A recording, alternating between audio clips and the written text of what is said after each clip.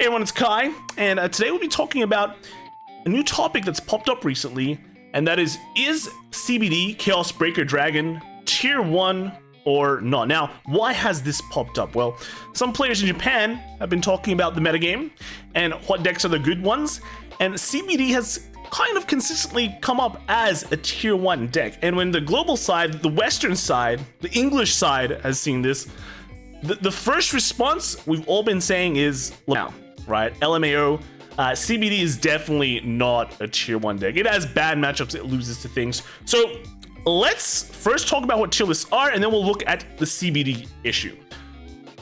So what is a tier list? All right, a tier list for Vanguard, at least, is basically a power ranking of all the decks in the current format from a player's opinion, okay? And that doesn't have to be based on anything. It doesn't have to be based on results.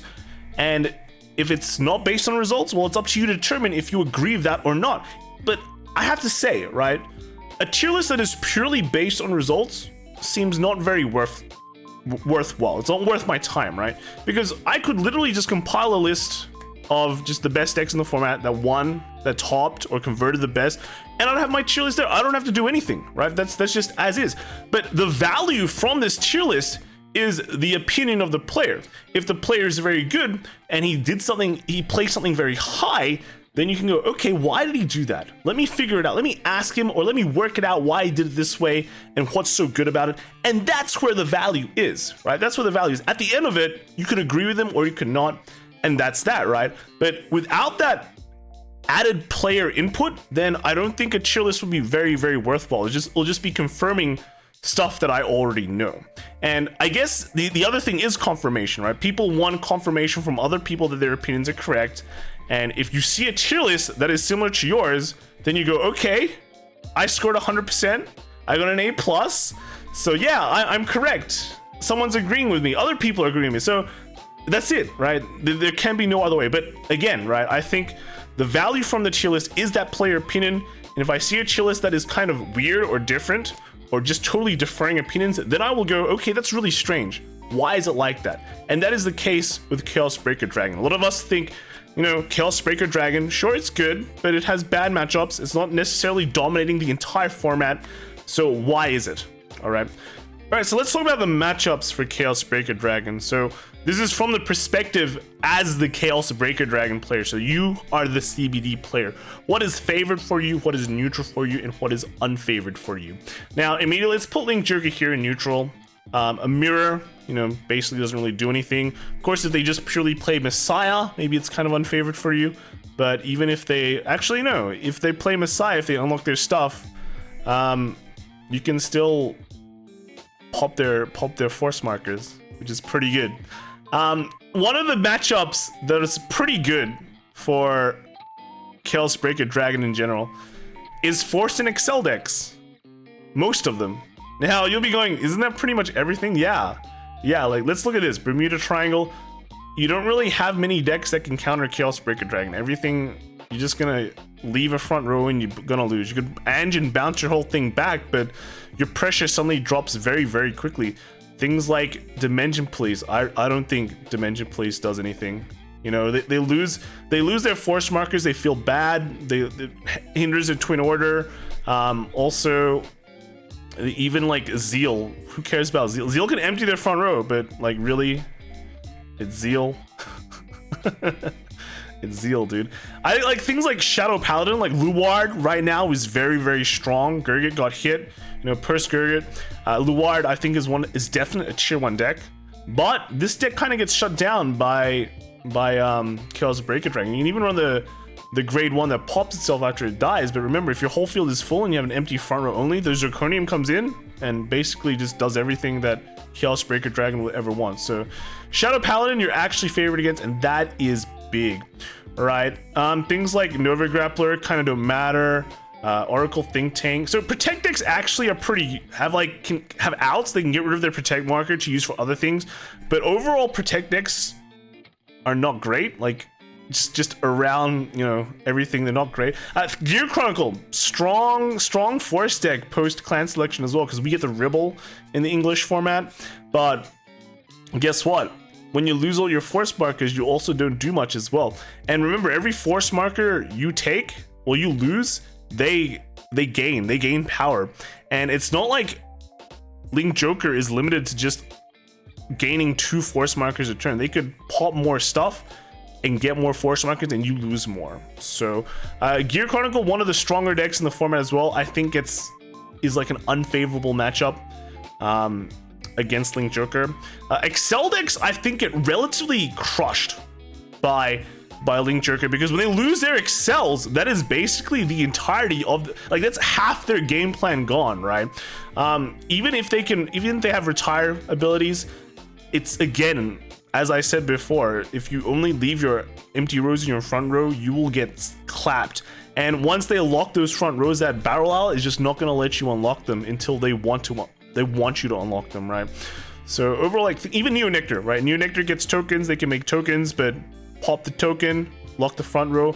It all comes down to that Zirconium. Zirconium just does so much work.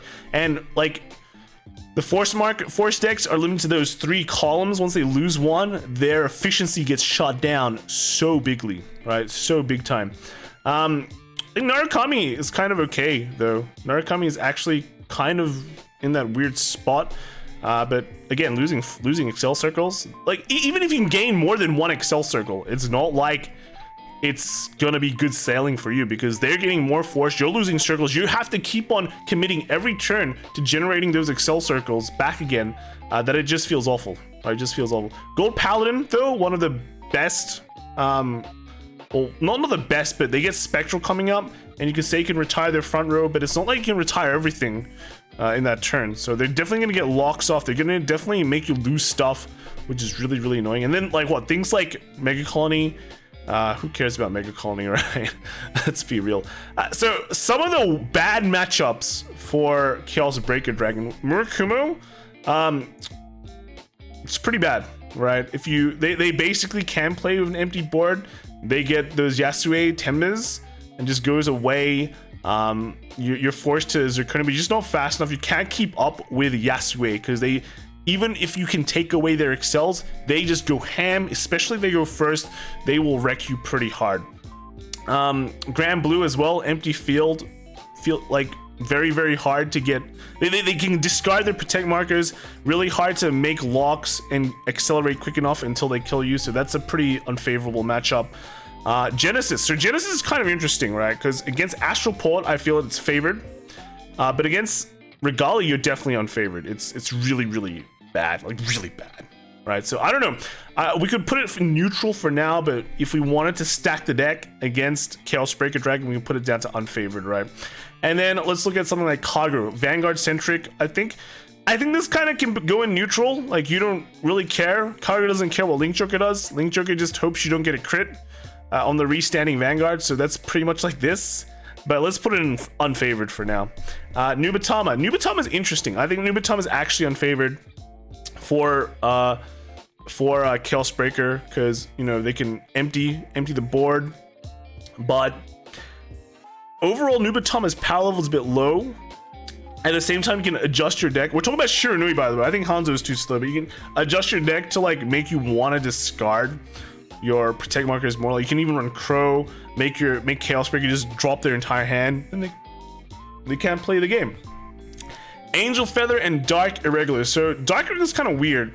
Dark Irregular is only go high, they can just absolutely demolish you, but if they draw double number of terror, which is the high roll, they will still leave 1 number of terror up.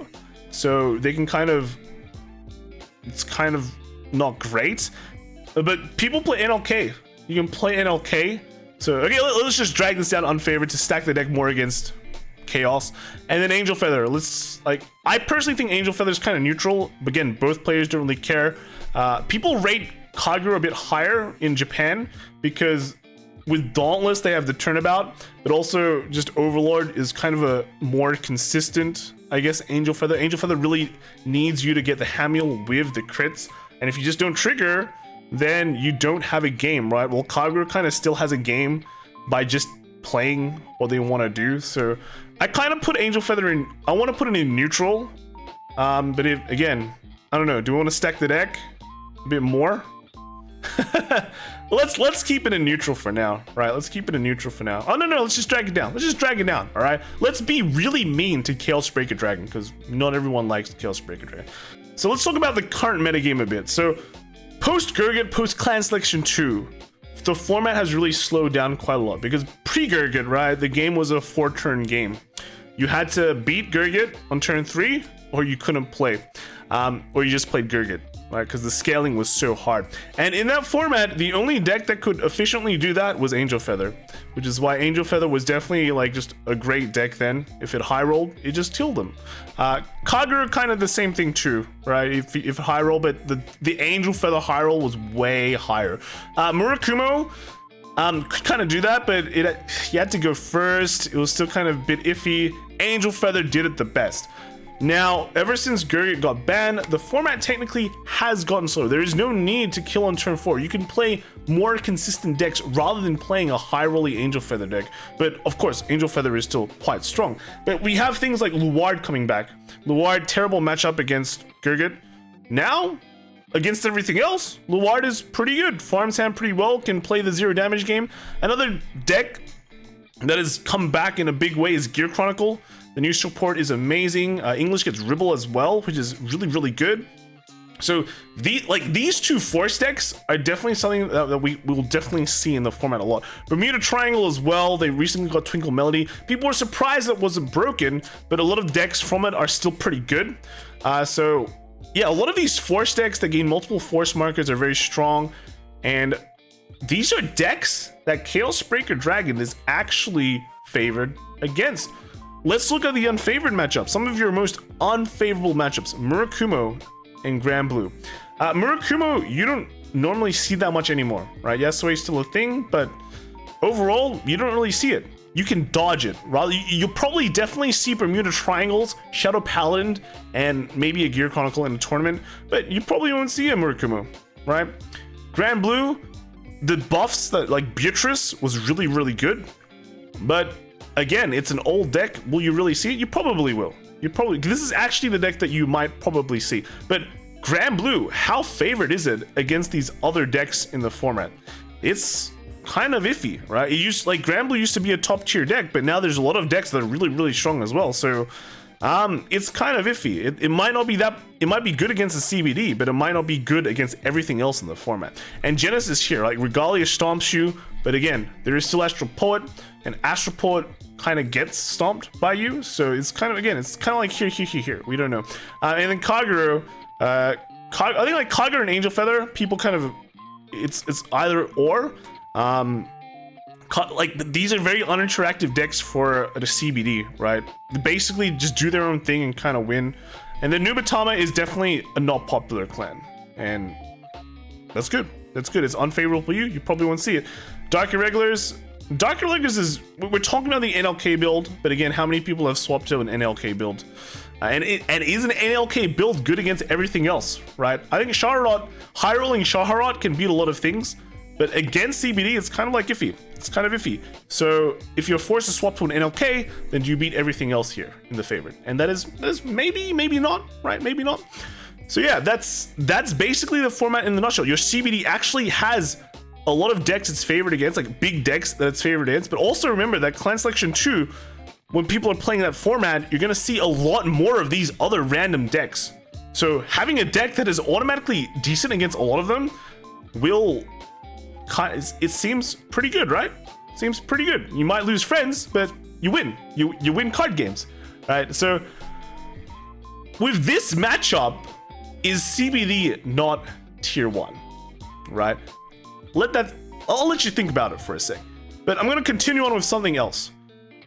I think a lot of people were expecting from a tier 1 deck is that it absolutely stomps everything else. Now, this might look like stomping, but I'm just gonna say that even if a deck you're favored against, it doesn't mean you can't lose to it, right? And even your unfavorable matchups doesn't mean you can't beat it, right? You can't win them.